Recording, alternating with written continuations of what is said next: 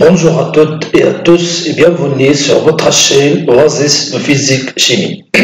Dans cette vidéo, nous allons terminer la leçon de la géométrie de quelques molécules. D'accord? La deuxième partie. Ça veut dire la représentation de Lewis d'une molécule. Et nous commençons par la molécule. Nous allons voir que la molécule est constituée par des liaisons covalentes tout simplement. Donc la définition de la molécule est un assemblage d'atomes. D'accord? Un ensemble d'atomes attachés les uns aux autres par des forces de liaison covalentes. Alors qu'est-ce que c'est qu'une liaison covalente? Deux atomes liés par une liaison chimique covalente mettent en commun un électron chacun. D'accord? Ces deux électrons mis en commun sont localisés entre les deux atomes et on représente ces deux électrons par un trait. D'accord? Entre les symboles des deux atomes. Par exemple, l'atome d'hydrogène lié avec l'atome de chlore avec un trait. D'accord? Ça veut dire un électron d'hydrogène et un électron de chlore donne tout simplement une liaison covalente. D'accord? Pour donner tout simplement chlorure hydrogène. C'est clair? HCl. Alors, en général, la liaison covalente peut être simple. Par exemple, HCl, la liaison entre l'atome d'hydrogène et l'atome Cl, c'est une liaison covalente simple et peut être double. Par exemple, la liaison covalente, les deux liaisons covalentes entre l'atome d'oxygène et l'atome de carbone, en parallèle, d'accord?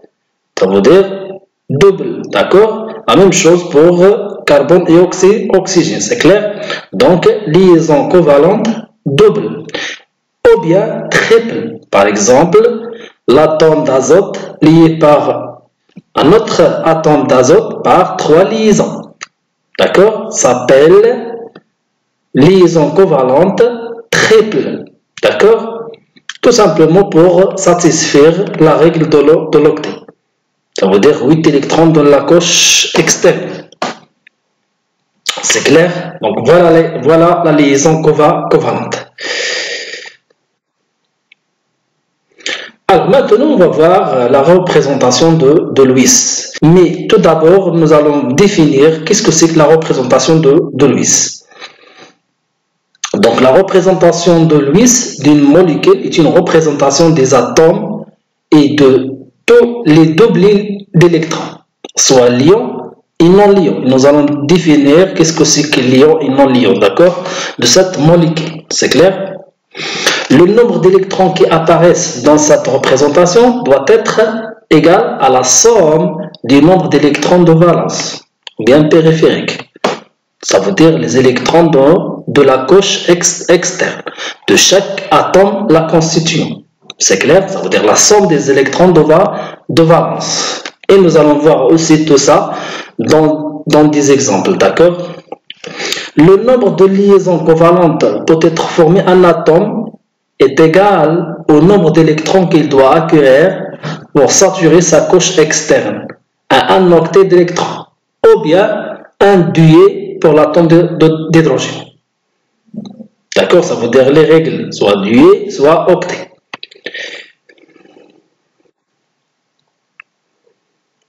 Alors, maintenant on va voir les doublés d'électrons lions. D'accord? On commence par les doublés lions. D'accord? Qu'est-ce que c'est qu'un doublé lion? Donc, le nombre de liaisons NL peut être calculé par la relation suivante. Ça veut dire le nombre de doublés lions. C'est clair, c'est NL. Donc, peut être calculé par la relation suivante. Alors, NL égale Nmax moins P. D'accord? Alors, NL, le nombre de doublés lions. Nmax soit égal 8, soit égal 2. D'accord? Ça veut dire la saturation de la couche externe. D'accord? Il y a deux saturations, soit 2, soit 8. D'accord? P, c'est le nombre d'électrons de valence, ou bien le nombre d'électrons de la couche externe. C'est clair? Donc voilà. Donc par sa relation, on peut calculer le nombre de doublés liants. C'est clair? Et nous allons voir des exemples pour fixer cette relation. D'accord? Voilà l'exemple. D'accord? Il y a plusieurs exemples. Donc voilà la relation précédente. D'accord? NL est égal à Nmax moins P avec Nmax soit égal 2 soit égal 8. P c'est le nombre d'électrons de valence ou bien le nombre d'électrons de la couche externe. D'accord? Donc tout simplement vous avez l'exemple d'hydrogène, de chlore, d'oxygène, d'azote et de carbone. Alors on commence par l'hydrogène. Alors l'hydrogène de Z égale 1. Donc tout simplement la structure électronique d'hydrogène c'est K1. D'accord? Donc la saturation de l'hydrogène c'est 2. Donc 2 moins 1 tout simplement c'est 1. Donc 2 c'est Nmax où P égale 1. Donc NL égale 2 moins 1 égale 0. Alors on passe à l'exemple de chlore. De Z égale 17. Donc la structure électronique de chlore K2 L8 M7. D'accord? Donc 8 plus 2 plus 7 c'est 17. D'accord? Donc la couche externe c'est M. Elle contient 7 électrons. C'est clair? Donc Nmax égale 8 parce que la saturation de M c'est 8. Donc 8 moins 7 égale 1. Donc il y a l'atome de chlore peut être constitué une liaison covalente. C'est clair? Atome d'oxygène de Z égale 8. Donc K2 L6. La couche externe d'oxygène c'est L. Elle contient 6 électrons. C'est clair? Donc la saturation de L c'est 8. Donc Nmax égale 8. Donc NL égale 8 moins 6. Tout simplement égale 2. Donc l'atome d'oxygène peut être constitué de liaisons covalentes. C'est clair? L'atome d'azote de Z égale 7. K2 L5. Donc la couche externe contient 5. C'est L. D'accord? Donc la saturation de N c'est 8. Donc 8 moins 5 égale 3. Donc l'atome d'azote, elle peut constituer tout simplement 3 liaisons covalentes. L'atome de carbone de Z égale 6. K2 L4. La couche externe, elle contient 4 électrons de valence. Donc la saturation de L c'est 8. Donc Nmax égale 8. Et le nombre d'électrons c'est 4. Ça veut dire 8 moins 4 égale 4. Donc l'atome de carbone, il peut constituer 4 liaisons covalentes. C'est clair? Donc voilà. On a bien expliqué le doublé liant. C'est clair?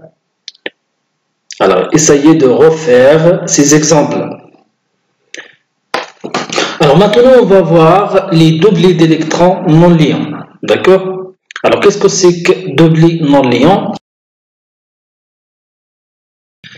Le nombre des doublés non liants noté N', ou bien parfois on le note NL, ça veut dire non liant, d'accord? est calculé par la relation suivante. Alors, N', égale P moins NL sur 2. Ça veut dire P, le nombre d'électrons de valence, ou bien le nombre d'électrons de la couche externe, moins le nombre de doublés liants. C'est clair? Alors, pour fixer les idées, nous allons voir des exemples. D'accord? Alors, on commence par la molécule de dioxyde de carbone, CO2. D'accord? Alors, la structure électronique de chaque atome de CO2, alors la molécule de CO2 constituée d'un atome de carbone et deux atomes d'oxygène. C'est clair? Donc on va faire la structure électronique de carbone et la structure électronique d'oxygène. D'accord? Allez. Alors, la structure électronique de carbone, on a déjà fait tout simplement. Donc, K2L4, d'accord? Parce que Z de carbone, c'est 6, c'est clair. Pour l'oxygène de Z, 8, donc 2, 6, c'est clair, d'accord? Alors, le nombre de doublés liants de carbone, c'est tout simplement la saturation de L, c'est 8, donc 8 moins 4, c'est 4. On a déjà fait, d'accord? Et pour l'oxygène, c'est 8 moins 6, c'est clair? Donc c'est 2. Alors maintenant, on va chercher le nombre de doublés non liants pour chaque atome, d'accord?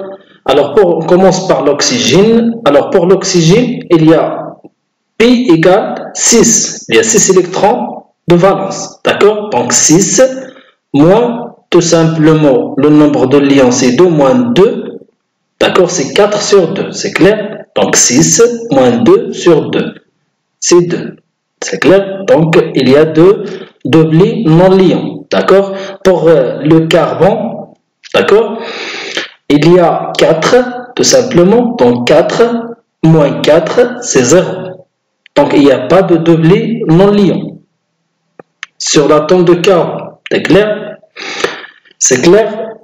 Alors, maintenant, on va faire la structure de Lewis de CO2, tout simplement. Alors, puisqu'il y a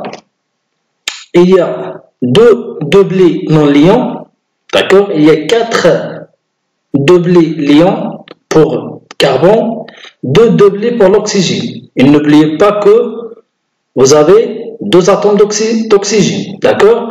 Alors, on écrit l'atome central, c'est carbone, c'est clair, voilà l'atome central.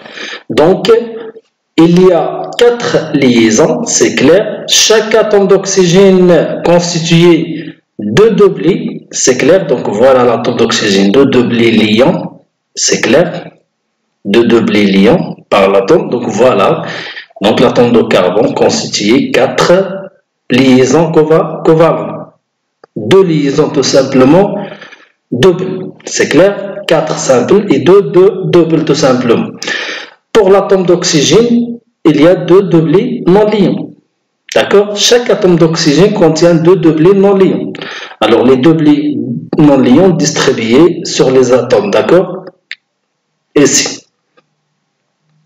D'accord? Il ne fait pas la liaison avec l'autre atome. C'est ce qu'on appelle non-liant. Ça veut dire qu'il n'y a pas de liaison avec d'autres atomes.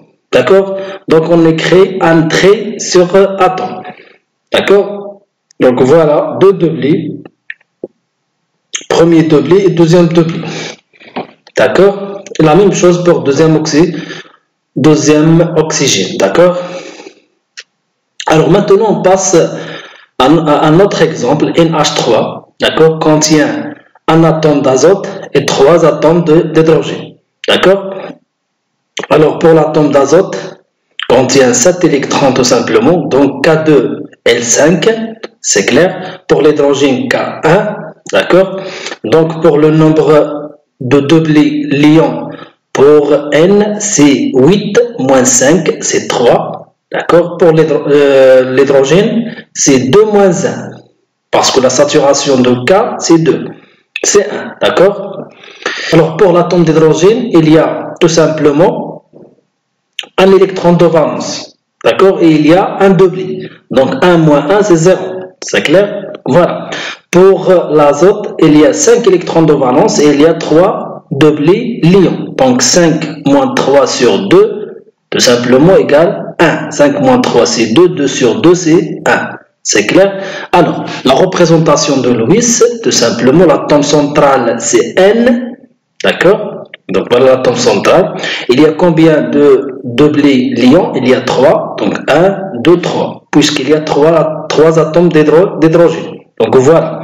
Donc, pour les doublés non liants d'hydrogène, il n'y a pas de doublé non liant, c'est 0. Pour l'atome d'azote, il y a un doublé. D'accord? Voilà. Non liant. C'est clair, il y a un doublé non liant. C'est clair, donc on fait un trait sur l'atome d'azote. Non liant. D'accord? Alors on dit que non liant, ça veut dire Il n'y a pas de liaison avec d'autres atomes. C'est clair? Alors, pour fixer les idées, on va faire un autre exemple. On va faire l'atome de l'eau, H2O. D'accord? Alors, H2O contient deux atomes d'hydrogène et un atome tout simplement d'oxygène. D'accord? Donc, hydrogène K1, l'oxygène K2L6. D'accord? Alors, pour l'ion, on a déjà calculé l'oxygène, on a trouvé 2, c'est clair? Et l'hydrogène, on a trouvé 1. D'accord? Alors, maintenant, on va calculer le nombre tout simplement de non-lions, tout simplement. Alors, pour l'atome d'hydrogène, on a trouvé 0. Donc, c'est 0. Pour l'atome d'oxygène, on a trouvé déjà 2. Donc, c'est 2. C'est clair? Alors, on écrit l'atome central, c'est l'oxygène, c'est clair? D'accord? Donc, voilà l'oxygène. Deux atomes d'hydrogène. Donc, l'atome d'oxygène constitue combien de liaisons? De doublés liants, c'est 2 doublés liants, d'accord? Donc, 2 doublés liants, c'est, voilà. Alors, une liaison avec H et l'autre avec H, avec l'autre H, d'accord? Pour l'atome d'oxygène, il contient combien de doublés non liants? C'est 2. Donc, on écrit 2 traits sur l'oxygène, d'accord? Non liant, ça veut dire qu'il n'y a pas de liaison avec l'atome, avec d'autres atomes, d'accord? Et voilà, essayez de refaire ces exemples, d'accord, pour fixer cette relation, d'accord? Alors maintenant, on va voir les formelles de la molécule. Alors en général, il y a 3 formelles, d'accord? La première formelle, c'est la formule brute. Alors qu'est-ce que c'est qu'une formule brute?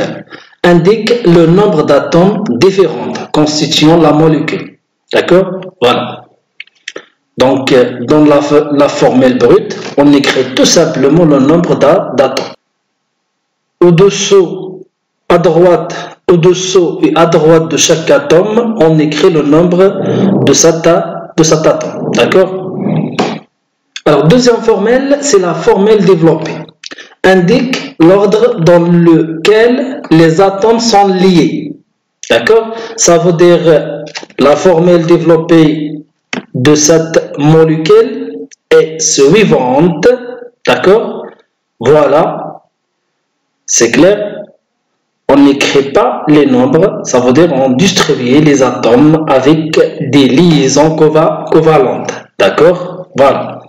D'accord? Voilà. Troisième formule semi-développée. Donc la formule semi-développée de cette molécule ne présente pas les liaisons covalentes avec l'hydrogène. D'accord? Les liaisons entre l'atome de carbone et l'hydrogène, et aussi entre l'atome d'oxygène et l'hydrogène.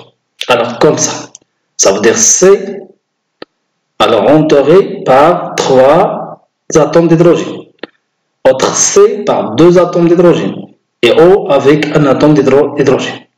D'accord? Donc tout simplement les atomes d'hydrogène, tout simplement on écrit le nombre d'atomes d'hydrogène. Alors, isoméré et isomère. D'accord? Isoméré et isomère. Qu'est-ce que c'est qu'isoméré et isomère? Alors, on dit que des molécules sont des isomères si elles possèdent la même formule brute. D'accord? La même formule brute, on a déjà vu. D'accord? Ça veut dire la première formule et que leurs formules développées sont différentes. D'accord? Alors, les isomères de la molécule précédente, C6H6O. Alors, l'isomère CH3, CH2OH s'appelle éthanol. D'accord? L'isomère CH3, CH3O, d'accord? O, d'accord? CH3, CH3, c'est clair? Alors, lorsqu'on compte le nombre d'hydrogènes le nombre d'oxygène et le nombre de carbone, on trouve le même nombre dans cet atome. D'accord? Ça veut dire il y a 3, plus 2, 5, plus 1, 6. Il y a 6. 1, 2, 2 atomes de carbone, 1 atome d'oxygène. D'accord? Oxyde de diméthyle, donc de noms différents. D'accord? Mais de même nombre d'atomes. CH3, ça veut dire 3 hydrogènes, ça veut dire 6. Carbone, ça veut dire 2. Oxygène. D'accord? Donc, la formule semi-développée est différente. Mais le nombre d'atomes, c'est le même. Alors, maintenant, on passe à la géométrie des molécules.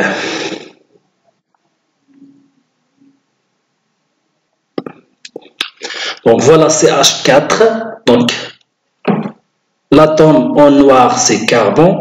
D'accord? Et en blanche, c'est l'hydrogène. Alors, il y a 1, 2, 3, 4. Donc, tétraèdre. Donc, la géométrie. Donc, voilà le modèle moléculaire.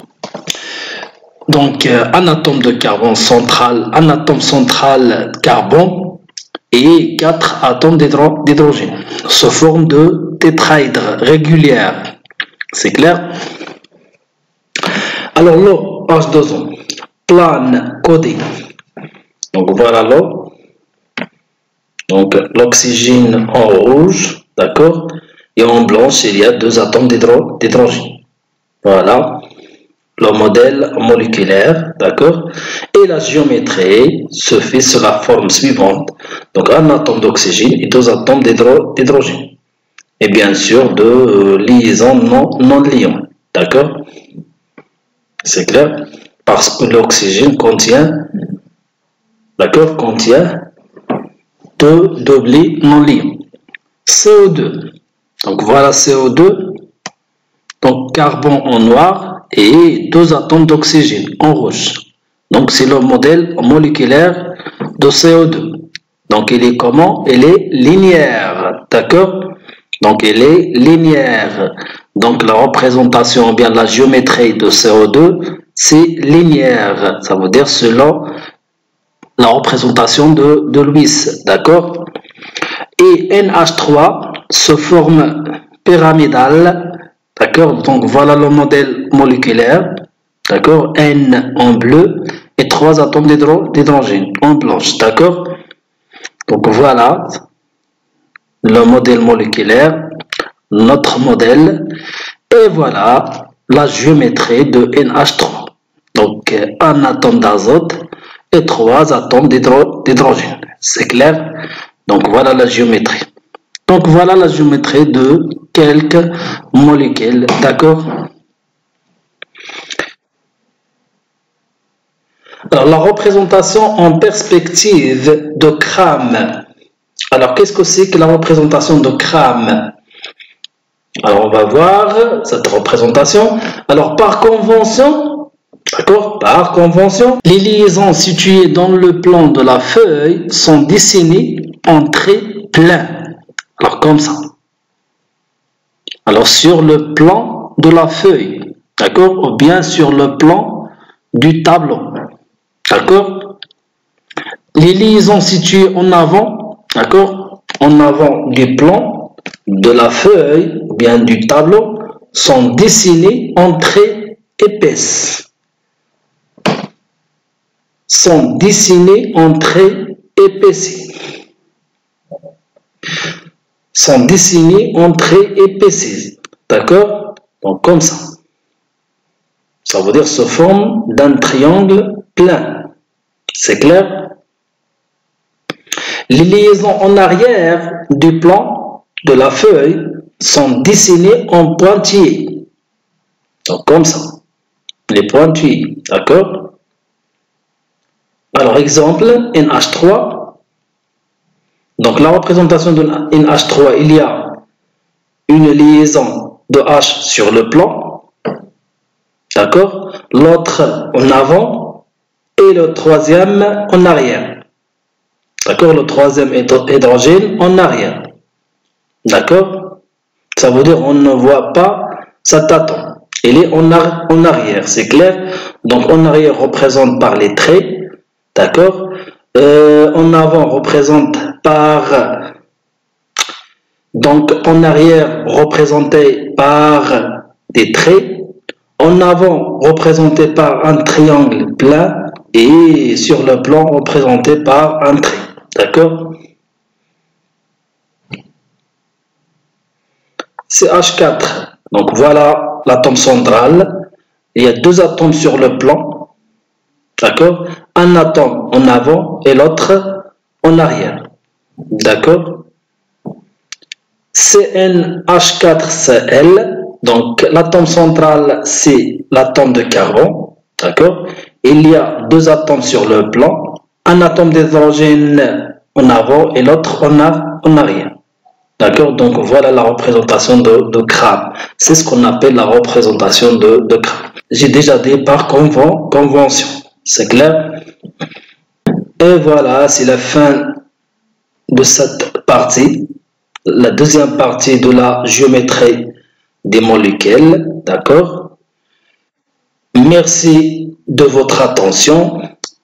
Et je vous souhaite bon courage, bonne continuation et plein de succès. Salam alaikum wa rahmatullah.